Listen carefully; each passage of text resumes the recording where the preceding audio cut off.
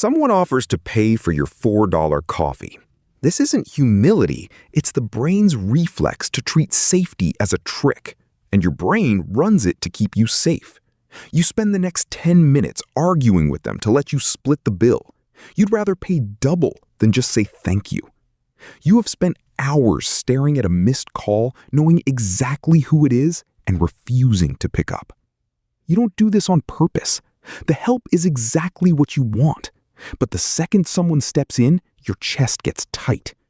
In this video, you'll understand why genuine kindness feels like a threat and what to do the moment you want to push it away. Every single day, you fight against the exact thing you want. The reason has nothing to do with who you are. A hidden alarm goes off in the background, and you don't even know you tripped it. The cost of staying guarded. Someone hands you a sincere compliment. Instead of taking it, your shoulders pull back and you lean away. You immediately scan the floor for an exit. I used to physically step back when someone praised my work, looking for an excuse to leave the room. That exact same urge drives your behavior right now. You already tried forcing the polite response. Practicing a simple smile and saying thank you seemed easy. That didn't hold. The moment the praise lands, you scramble to downplay it. You'll spend an hour researching the price of a small gift only to buy something of the exact same value. You're building a defense for a crime no one accused you of. Before a single word forms, the rejection slips out. This is an automatic reflex. Holding the good thing feels unbearable. Every time a hand reaches out, you swat it away. Eventually, people stop reaching. You end up isolated, standing alone in a room full of people who want to support you. That isolation is the real price. You have no idea what happens when you finally stop fighting the help, but the cost of standing alone is already rising. A quiet calculation runs underneath the polite words, making the choice for you. Why every favor feels like debt. A coworker covers your Friday shift, and you immediately scramble to find a way to do their work for them. You treat a simple gift like a loan you have to pay back instantly. That looks like dedication. Panic drives the response. The kindness lands as a massive financial weight. The gesture registers as an unpaid bill. Picture treating a favor like a high-interest loan with terms you can't read. Your jaw sets tight because you assume the invoice will arrive when you're least prepared. You rush to settle the score quickly, so nobody holds any power over your time. Declare the words "thank you" out loud, then physically leave the space. Speaking the phrase aloud forces a hard stop to the frantic negotiation in your head. That single boundary proves the transaction is finished. From there, hold the silence after they give the favor. Wait a full 24 hours before offering anything in return. You keep running this audit on every interaction. You think you are balancing the books. Instead, you are just ensuring that no one ever gets close enough to see you without a transaction in your hands. Looking for the hidden catch. 3 times this fires. You scan genuine warmth for a hidden motive. A casual text arrives on a Tuesday afternoon. Your eyes narrow at the screen, while you wonder what they actually want from you. A heavier cost hits when a friend offers a huge lift. They volunteer to help you move across town for free. It seems fake. Unconditional love triggers this reflex because your brain assumes that being known is a precursor to being discarded. Consider a perfectly clean glass of water. Before taking a drink, you inspect the rim for cracks. You hold it up to the light, certain it'll shatter. That suspicion completely ruins the refreshment. Name the suspicion in your head. Call out the cynical story before you type a reply. This tiny pause stops the spiral from taking over. Write down one piece of evidence that they mean it. Respond to the specific words they sent, ignoring the imagined motive. You refuse the gift to remain in control. You pay for that sense of safety with every connection you keep at arm's length. When helping is your only identity. Imagine a store clerk stepping around the counter to buy something. suddenly having no idea where to stand.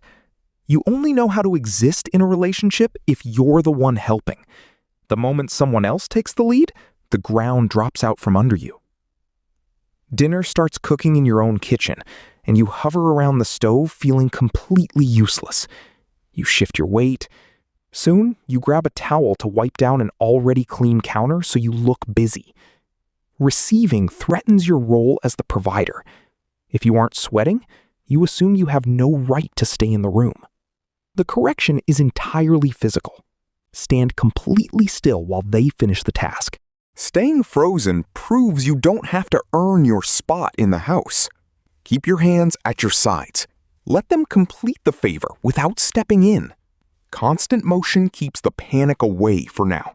Why does letting someone else carry the weight feel like your whole world will shatter? The fear of falling apart. A gym partner offers to spot you. You face a choice. Accept the help and let the weight transfer, or refuse and drop the bar alone.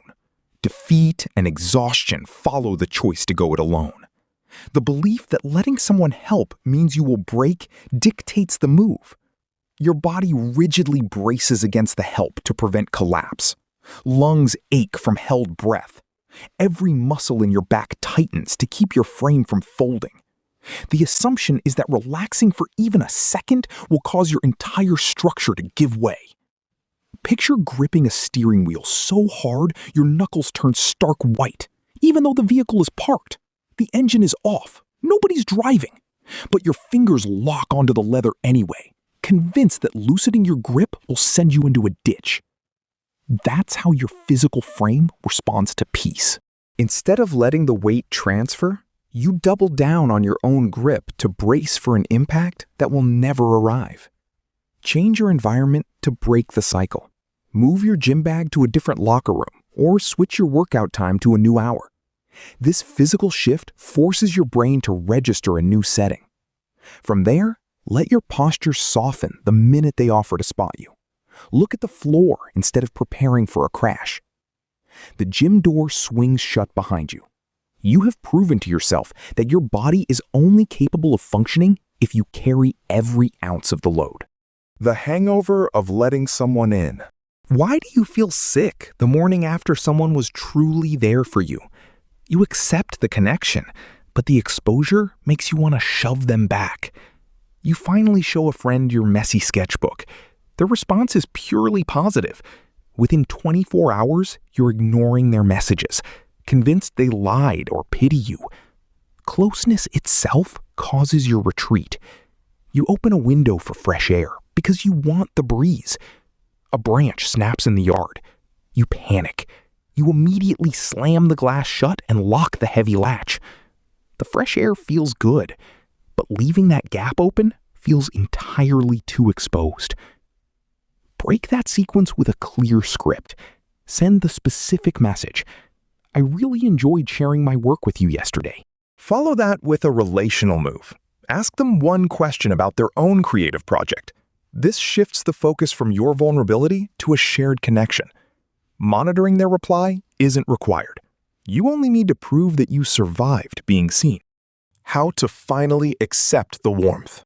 Now you understand the root of these problems and exactly why accepting a free coffee seems like a trap. Your mind didn't break. Psychologists call this the brain's reflex to treat safety as a trick. Genuine warmth registers as a trick because expecting the worst keeps you alive in your own internal model. Today, the reflex fires every time you reject a good thing just to make sure nobody surprises you. You keep waiting for an outside source to give you permission to stop fighting. Right now, you already own the power to step back and receive. Real warmth is still yours to take. Subscribe, because life offers much more than paying for your own coffee.